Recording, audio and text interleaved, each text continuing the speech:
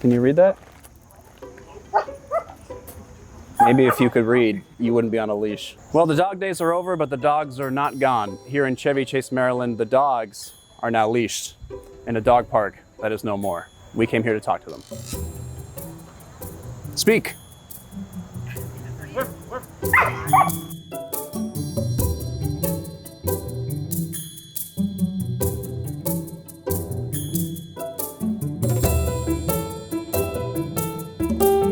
Dublin, it's gonna be okay. I don't usually pet my interviewees, but Jack, how are you feeling?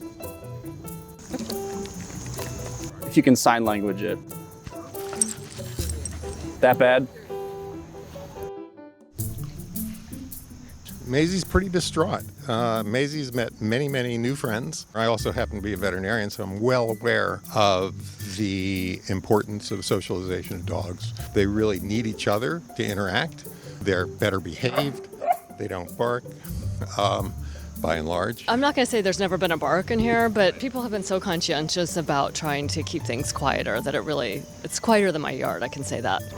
How long has he been going to this spot? He's probably been coming here for around 10 years. This spot used to be a Highs, which is like a 7-Eleven, and then it was just an empty lot, and then we were all just come here, with dogs anyways, and it was just so ugly, people wanted to change it. The improvements were great, to push it away from the sidewalk, higher fence. I think this was all pretty much decided early on, and it's too bad. We hired a young woman to come and just monitor the use, the numbers of dogs, the level of barking, parking habits, things of that nature. Well, I grew up here. I went to Chevy Chase Elementary, so I've been here my whole life. Even with the leashes, there's no barking. There never was barking. The whole thing was a fiction. And they never leased you at elementary school or anything, did they? No, they didn't leash me. My parents actually did when I was very young. They had me run up and down the driveway when I was a little, had a lot of energy. I know where Jack gets it from. Yeah, exactly. Jack, do you like that leash?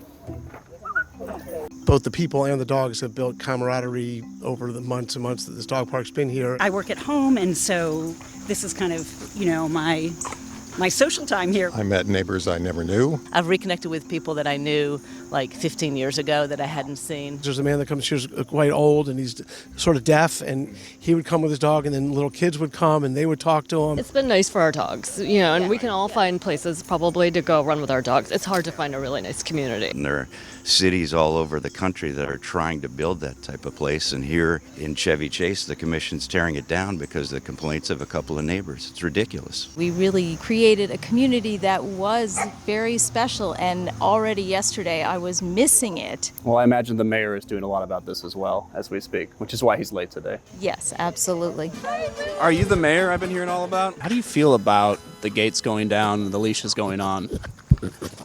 Louis, this is for families. You can't say that. My husband and I reached out to the Washington Post to ask them to consider giving some coverage to this. And that's why there's dog saliva on my face. And that is why there is dog saliva on your face. The park has now been made open and available for all park users. It also exists as just a public park. Correct. To play. Correct. From the newly founded public park in Chevy Chase, this has been Dave Jorgensen with the Washington Post.